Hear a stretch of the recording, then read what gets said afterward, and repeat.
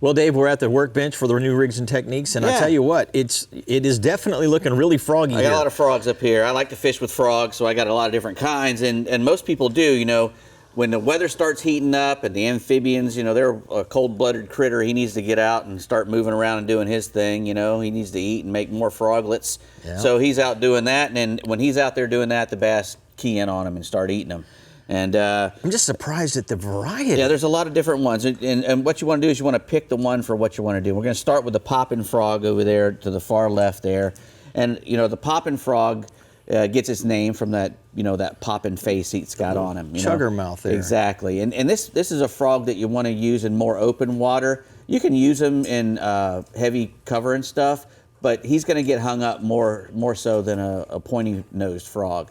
That big cup up there puts out a lot of water and will get a lot of attention, especially if it's a little rough already.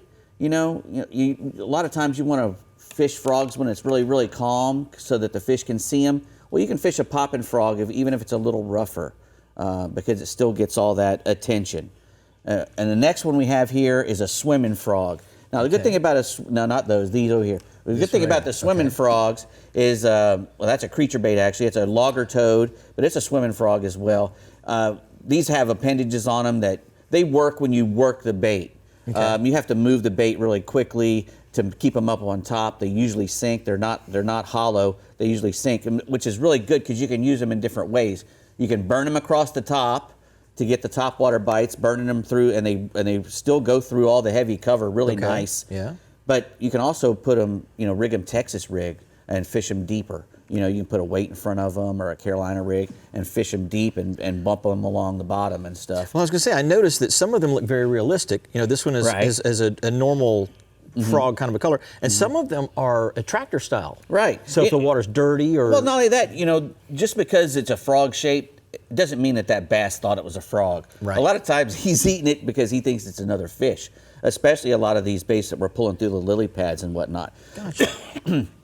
Like this one's colored like a bluegill. So when the bluegill are on the bed or whatever, and you want to work a frog shaped thing through the bluegills, they'll come up and eat that joker. I would think that with the tails on them like this that imitate legs, you're getting double the amount of vibration. So the fish can really key in on it as well from a longer distance away. Yeah.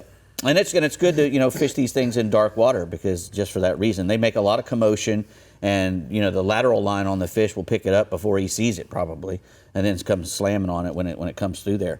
The last kind here are the more traditional type, the hollow body frogs. They're more realistic. You know, they float up on the surface. You don't have to keep them moving if you don't want to. They'll just stay up on the top, which is very important because, you know, on some days, the bass love to have things flying through the lily pads or across the top of the hydrilla.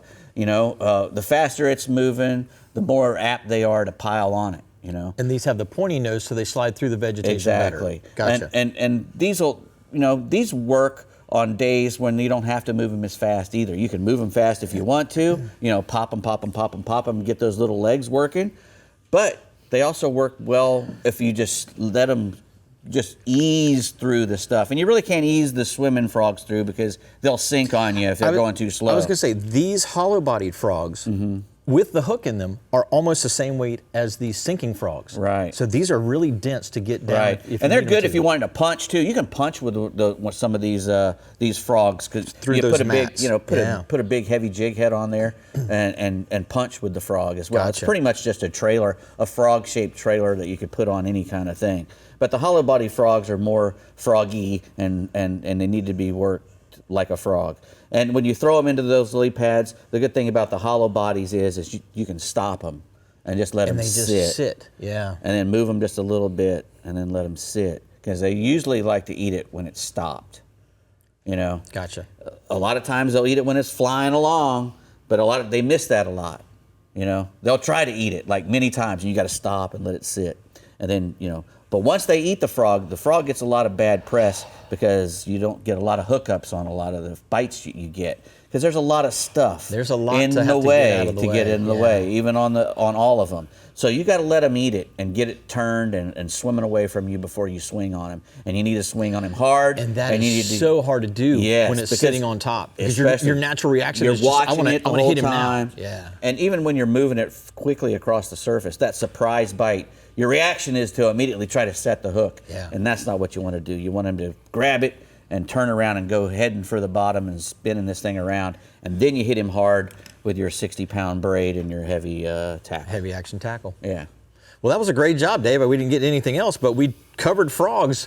You did about cover as good frogs. as we could cover them. So let's go see You did. Where are we going next, You know, Brie? I like myself a good pair of frog legs too now and I then. bet you do. They're yummy. All right.